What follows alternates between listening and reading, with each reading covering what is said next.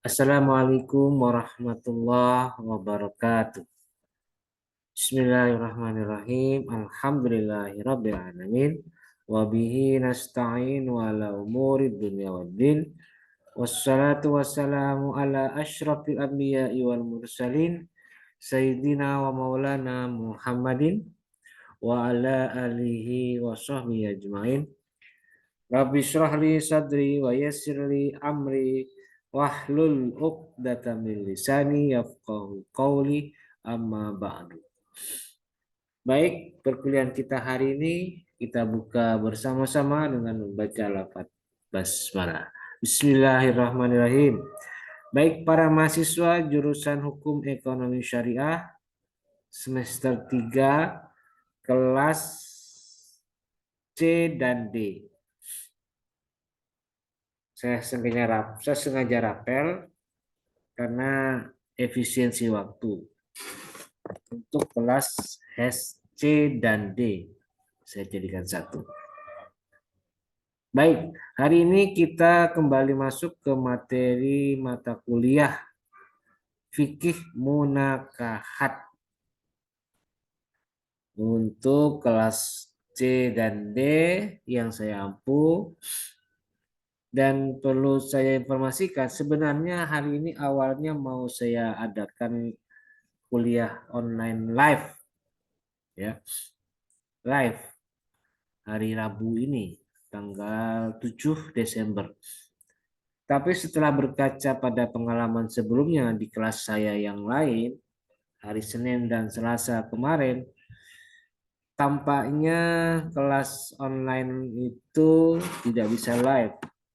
Karena saya kemarin hari Senin terutama itu, saya sudah buatkan kelas di Zoom meeting, kemudian saya share passcode-nya ke mahasiswa. Nah, begitu siaran sudah langsung mau live, tiba-tiba di tengah jalan putus. Tiba-tiba di tengah jalan terhenti. Tidak bisa connect, disconnect. Lagi-lagi karena faktor sinyal.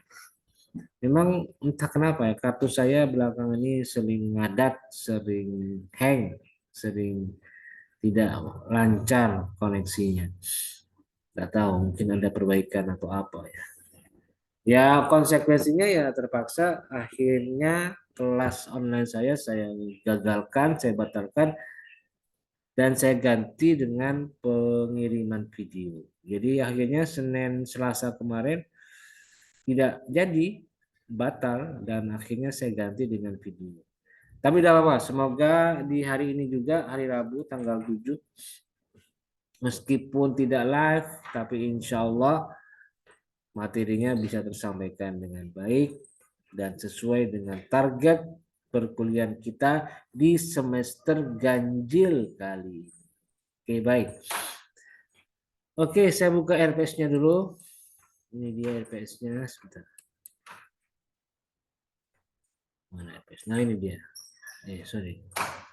RPS-nya belum diganti. Sebentar.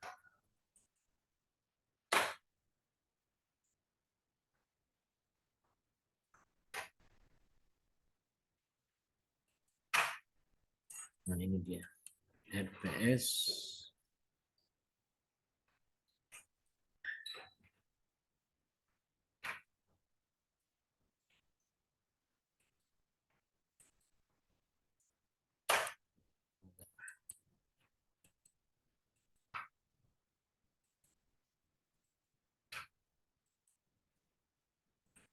Nah, ini dia. Oke ya, sudah kelihatan ya. Oke, untuk pertemuan 13 seperti yang ada di RPS, ini materinya berhubungan dengan materi tentang hulu. Tentang hulu. Nanti kita akan bahas bahan kajiannya ada 3. Pertama pengertiannya, kemudian yang kedua hukum hulu, dan yang terakhir yang cukup aktual itu berhubungan dengan hulu dalam konstelasi hukum positif di Indonesia. Nanti kita akan bahas secara ringkas bagaimana konstelasi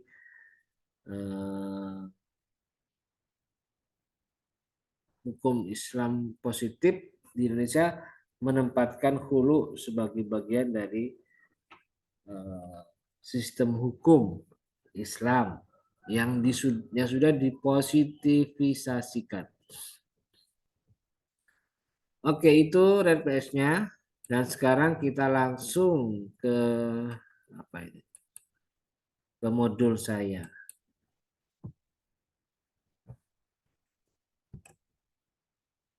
Oke, saya share ya. Ini dia. Nah, sudah kelihatan ya. Oke, baik. Hulu materi ke-11. Bahan kajiannya pertama pengertian hulu, kedua hukum hulu, dan yang ketiga hulu dalam konstelasi hukum positif di Indonesia.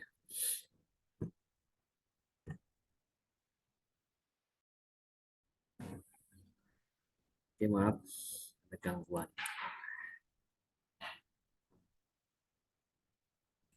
Kita kembali ya, oke lihat nih pengertian. Tiga, bahan kajian, pengertian, hukum, dan hulu dalam konstelasi hukum positif Indonesia. Oke, kita langsung ke pengertiannya sekarang.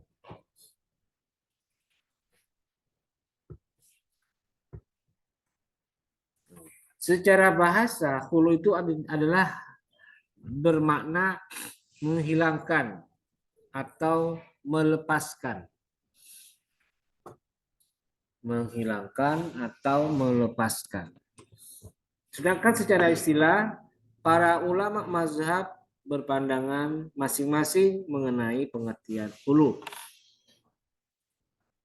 Menurut Hanafiyah, hulu adalah penghilangan kepemilikan ikatan pernikahan yang bergantung kepada penerimaan istri dengan menggunakan lafaz hulu dan kalimat lain yang memiliki makna yang sama. Ini semuanya saya kutip dalam kitab. Putus lagi. Ya kayak begini nih. Kemarin itu hari Senin masuk keluar masuk lagi keluar lagi berkali-kali tuh sampai akhirnya saya stres itu. Oke, kita lanjutkan.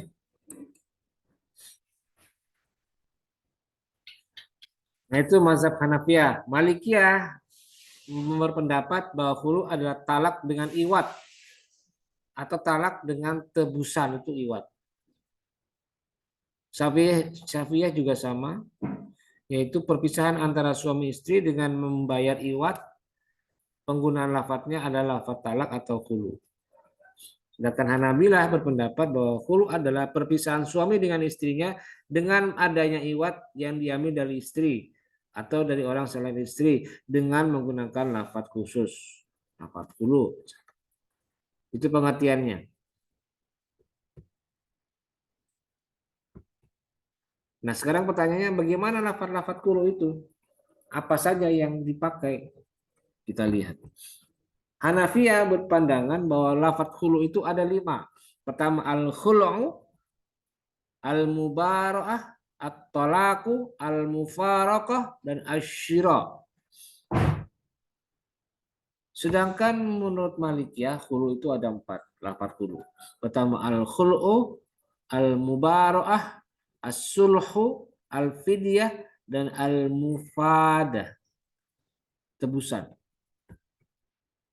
Sedangkan menurut Syafi'iyah dan Hanabilah, hulu itu sah, benar, sesuai, legal kalau dengan lafadz talak yang bersifat terang-terangan.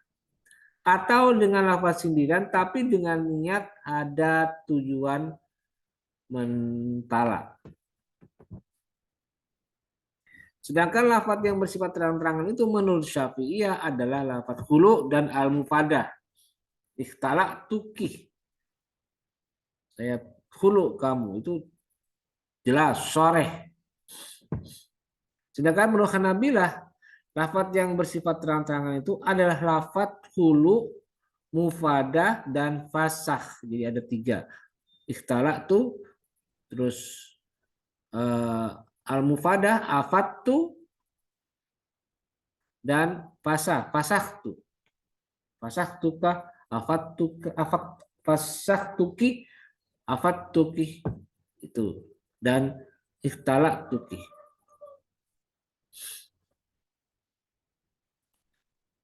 Itu lafaz-lafaz talak. Nah sekarang rukun hulu bagaimana? Rukun hulu. Menurut ulama mazhab mereka berpandangan yang berbeda. Menurut jumhur ulama selain Hanafiyah, hulu itu rukunnya ada 5. Pertama, al-qabil atau orang yang membayar iwat. Siapa dia? Ya tentu saja adalah istri.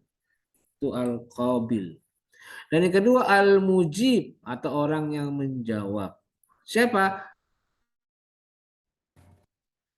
Maaf putus lagi. Oke, kita lanjutkan. Ini dia ya, rukun khulu. Rukun khulu ada 5. Oke, silakan kalian baca sendiri. Qabil, mujib, mu'iwad, dan mu'awad, dan sigot. Itu menurut jumhur. Ya, cepatlah. Ya, enggak repot ya ini. Nah, sekarang syarat khulu. Apa saja syarat-syarat hulu itu? Yang pertama adalah ahliyatuz zauji liiqa ittolaqi atau kemampuan suami untuk menjatuhkan talak. Ya, artinya bagaimanapun juga meskipun hulu ini adalah inisiatif dari si perempuan atau si istri, tetapi talak tidak bisa dikesampingkan karena bagaimanapun juga tetap saja hulu meskipun diajukan oleh istri maka yang akhirnya mengucapkan adalah suami yang memiliki otoritas dalam melakukan talak. Dan karena laki-laki, karena suami memiliki otoritas dalam talak, maka akan dicek keabsahan sebuah talak, keabsahan sebuah hulu itu harus dilihat apakah suaminya punya kemampuan melakukan talak atau tidak. Kalau tidak berarti hulunya pun tidak bisa diakui. Seperti apa contohnya? Seperti orang idiot, safi, anak kecil, orang gila, dan lain sebagainya. Yang kedua adalah kaunuz zaujati mahallal khul'i wa qabilatuhu mimman aqida 'alaiha aqda zawajin sahihin. Jadi istri adalah objek hulu dan perempuan yang memiliki posisi yang sama. Artinya perempuan adalah objek hulu, artinya meskipun perempuan adalah orang yang berinisiatif dalam hulu, maka tetap saja syaratnya perempuan adalah objek hulu atau orang yang diperlakukan dalam hulu, orang yang dijadikan objek tujuan dari sebuah hulu. Dan yang ketiga adalah ayyakuna badlal khul'i mimma yasruhu ayyakuna mahrud. Yaitu hulu atau pengganti hulu itu adalah sesuatu yang bisa dijadikan mahar. Artinya, kalau tadi kan ada keterangan, hulu itu adalah sesuatu yang harus diupayakan dengan cara adanya tebusan yang diberikan oleh istri kepada suami agar melepaskan pernikahannya dengan istrinya ini. Agar suaminya mau melepaskan ikatan perkawinan dengan istrinya. Maka harus ada iwat yang harus disiapkan oleh istri untuk menebus iwat. Nah sekarang kaitannya dengan ini bagaimana? Nah berarti sesuatu yang dijadikan iwat itu setidaknya harus setara sama dengan jumlah dengan nilai mahar yang pernah diberikan pada saat akad nikah dulu.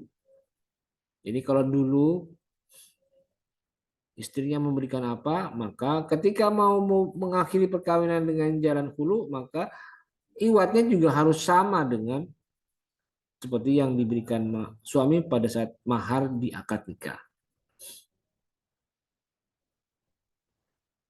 Dan harus dikonversikannya, dimusawahkan, disamakan dengan kondisi sekarang. Ya sudah menghitung dari inflasi dan segala macam. Misalnya dulu suaminya memberikan 20 tahun yang lalu, misalnya ketika akad nikah, suaminya memberikan cincin 2 gram. Terus setelah diberikan, ya cincinnya itu ya sudah dijual oleh si istri. Karena untuk kebutuhan modal usaha istri misalnya. Nah, 20 tahun berikutnya, istri menggugat hulu, melakukan upaya hulu. Dan harus ada tebusan kan, harus ada iwat. Maka bagaimana caranya? 20 tahun sekarang, istri harus menyiapkan cincin yang senilai dengan yang diberikan dulu. Kalau dulu 2 gram berarti harus diberikan 2 gram. Kalau zaman dulu harga emas per gramnya itu 300.000 masih murah. Tapi kalau sekarang sudah hampir 1 juta, bahkan 1 juta lebih. Berarti gimana? Ya harus dikonversi dong, disesuaikan.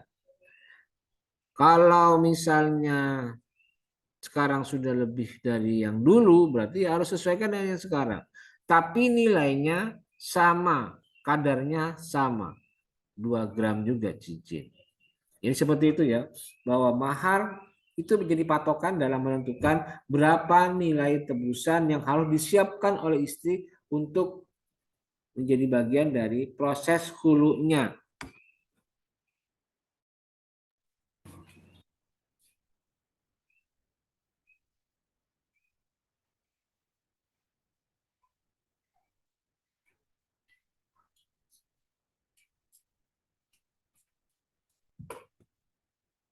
Oke, maaf ini putus lagi nih. Oke, baik kita lanjutkan. Ini hukum hulu sekarang. Bagaimana hukum hulu? Kita lihat di sini. Menurut atau secara umum oleh para jumhur ulama berpandangan bahwa hulu itu sunnah bagi suami untuk memberikan jawaban bagi hulu yang diminta oleh istri. Ini kisahnya berdasarkan kisah istri Sabit bin Qais. Karena memang hulu itu tidak ada aturannya dalam Al-Quran, tetapi ditentukan, disyariatkan oleh hadis Nabi yang bercerita tentang awal mula terjadinya hulu di saat istrinya Sabit bin Qais bin Syammas itu melaporkan Sabit ke Rasulullah. Lalu terjadilah proses asbabul wurud dan menyebutkan bahwa akhirnya istrinya berhasil mengakhiri pernikahannya dengan Sabit dengan cara apa? Dengan cara hulu. Nah, menurut jumhur hulu itu perempuan yang atau suami yang menerima hulu dari istri itu wajib sunnah untuk menjawab apakah mau melanjutkan atau tidak. Disunahkan. Kecuali jika suami masih punya rasa cinta, rasa kasihan, rasa sayang kepada istrinya, dan mencoba untuk tidak mengakhiri pernikahannya dengan si istri, maka disunahkan istri untuk bersabar dan tidak berusaha untuk menebus dirinya, mengakhiri pernikahannya. Disunahkan untuk bersabar. Tapi tentu saja melihat kondisinya. Kalau kondisinya suaminya benar-benar sudah tidak bisa dimaafkan, sifat jahatnya masih tetap ada, ya sudah, berarti pilihannya ya seperti itu, harus diakhiri. Nah, kemudian hukumnya makruh. makruh. Kalau misalnya istri mengajukan hulu, tetapi kondisi rumah tangganya adem-adem saja, baik-baik saja. Tidak ada alasan, tidak ada sebab yang mengharuskan istri untuk mengajukan hulu. Itu makruh, makruh hukumnya. Dasarnya tentu saja hadis yang berkaitan dengan perempuan yang meminta talak tapi tanpa ada alasan, maka Allah mengharamkan surga. Jangan surga, bau surganya saja tidak boleh diharapkan, apalagi surganya. Gitu ya. Nah, kemudian mazhab Imam Hambali menyatakan bahwa khulu itu batil dan iwad ditolak jika sama. Jika tidak ada alasan atau ada kondisi walinya perempuan itu memaksa untuk meminta istrinya untuk mengajukan khulu. Jika ada sesuatu yang tidak nyaman menurut wali atau menurut orang lain.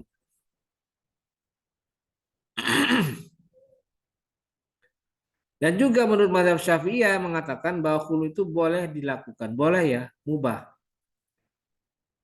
Kalau khulu itu bermanfaat untuk menghilangkan keburukan yang dialami oleh istri, misalnya suaminya melakukan KDRT.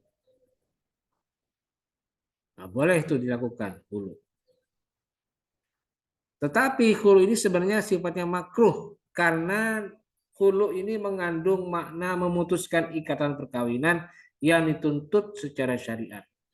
Jadi sebenarnya makruh hukum dasarnya dari khulu karena sama seperti talak. Talak itu sebenarnya apa? Abghadul halali indallah at-talaqu. Sesuatu yang bersifat halal, perbuatan yang berhukum halal, tapi hakikatnya dibenci oleh Allah. Apa itu talak? Jadi sama seperti talak. Khulu juga mengandung sesuatu yang bisa menimbulkan perpisahan di antara suami istri. Dan itu makruh hukumnya. Sedangkan menurut mazhab Malikiyah mengatakan atau mensyaratkan bahwa khulu itu terjadi dengan kehendak dan keinginan si istri untuk berpisah dengan suaminya dengan tanpa adanya paksaan dan tindakan buruk dari suaminya. Artinya, ya sama kayak tadi. Khulu kalau tidak ada percekcokan maka tidak terjadi. Khulu jika tidak ada keinginan istri untuk berpisah ya tidak terjadi. Jadi adanya adanya percekcokan, adanya keinginan si istri untuk mengakhiri pernikahannya itu menjadi syarat adanya atau terjadinya khulu. Tanpa itu ya tidak bisa. Jadi itulah hukum-hukum yang berkaitan dengan khulu. Nah, berikutnya khulu dalam konstelasi hukum positif di Indonesia. Kita lihat di KHI. Ada beberapa istilah yang ada di dalam KHI yang berbicara tentang hulu. Misalnya di pasal 1 huruf I itu ada keterangan. Hulu adalah perceraian yang terjadi atas permintaan istri dengan cara memberikan tebusan atau iwat kepada suami dan atas persetujuan suami. Jadi ada tebusannya, ada uang yang harus dibayarkan sebagai tebusan. Di pasal lain juga ada, lihat di pasal 8 ada juga istilah hulu, bisa dibaca sendiri ini ya. Kemudian di pasal 19, 119, 119 juga ada di ayat 2 huruf B. Talak bayi sugro itu terjadi pada talak dengan tebusan atau hulu. Jadi jika ada hulu maka hukum hulu itu sama dengan talak bain sugro. Artinya hulu itu bisa kembali, tidak bisa. Tapi dia boleh menikah ulang. Tidak boleh rujuk, tidak ada hak rujuk lagi. Tapi dia boleh nikah ulang kalau talaknya, hitungan talaknya baru 1 atau 2. Tapi kalau sudah lebih dari 2, maka harus menggunakan tahap istrinya harus menikah dulu dengan laki-laki lain. Dan ada proses jimanya. Itu di pasal 119. Nah, sekarang ini pasal 148. Ini adalah tahapan proses yang harus ditempuh oleh istri jika dia ingin mengajukan khulu ke pengadilan agama. Silakan dibaca sendiri. Dan yang terakhir adalah persamaan dan perbedaan cerai gugat dan khulu. Persamaan dan perbedaannya. Apa itu cerai gugat? Cerai gugat itu adalah gugatan yang diajukan oleh suami atau istri atau kuasanya atau pengacaranya ke pengadilan yang daerah hukumnya meliputi tempat kediaman tergugat. Jadi intinya cerai gugat itu adalah gugatan perceraian yang diajukan oleh istri. Kalau gugat talak itu yang diajukan oleh suami. Gugat talak. Kalau gugat cerai gugat itu ya istri. Kalau cerai talak gugat itu suami. Itu istilahnya cerai gugat. Nah, sekarang apa persamaan dan perbedaan di antara cerai gugat dan khulu? Nah, kalau persamaannya, ingat ini, perhatikan. Persamaannya adalah cerai gugat dan khulu sama dalam hal permintaan istri kepada suami agar menceraikannya. Jadi faktor inisiatif perempuan itu menjadi persamaan di antara keduanya. Cerai gugat, istri yang mengajukan. Khulu pun juga istri yang meminta atau mengajukan. Sedangkan perbedaannya adalah kalau cerai gugat itu tidak selamanya membayar uang iwat atau tebusan. Tidak selamanya. Jadi kalau di pengadilan agama, misalnya ada kasus cerai gugat, ya majelis hakim akan memeriksa dan mengadili, kemudian memutuskan, dan tidak selamanya cerai gugat itu di amar putusannya itu majelis hakim memerintahkan untuk membayar uang pengganti atau tebusan. Tidak selamanya ya. Ya kadang ada, kadang tidak ada. Tetapi kalau hulu itu harus ada karena hulu itu mendasarkan iwat sebagai bagian dari persyaratan terjadinya hulu. Dasar terjadinya hulu itu adanya iwat. Kalau tidak ada iwat bukan hulu. Kalau tidak ada hulu berarti tidak ada iwat. Jadi dua-duanya saling bersatu, saling bersinggungan satu sama lain. Jadi tidak bisa terpisahkan. Itu perbedaannya antara cerai gugat dan hulu. Ada tidaknya iwat atau tebusan. Ya. Nah, selesai. Oke. Jadi itulah materi kita hari ini yang berhubungan dengan konsep hulu. Jika ada di antara kalian yang ingin bertanya mengenai materi kali ini, bisa kalian tulis pertanyaannya melalui kolom komentar yang ada di channel YouTube ataupun yang ada di Google Classroom. Silakan kalian bisa mengajukan pertanyaan kalau ada yang mau bertanya. Baik, saya kira itu materi kita hari ini. Mohon maaf tidak bisa live melalui Zoom meeting. Semoga di lain waktu dan kesempatan kita bisa melakukan live lagi. Sebelum nanti tanggal 26 kita harus melaksanakan UAS ya, tanggal 26 Desember. Jadi persiapkan mulai dari sekarang segala hal-hal yang berkaitan dengan UAS. Dan juga insya Allah UASnya akan seperti UTS kemarin. Dilakukan secara online tapi pengawasannya secara offline. Baik, saya kira itu dan mari kita akhiri bersama-sama perkuliahan hari ini dengan membaca lafaz hamdalah. Alhamdulillahirabbil alamin. Terima kasih. Wallahul muwaffiq ila aqwamit thoriq. Wassalamualaikum warahmatullahi wabarakatuh.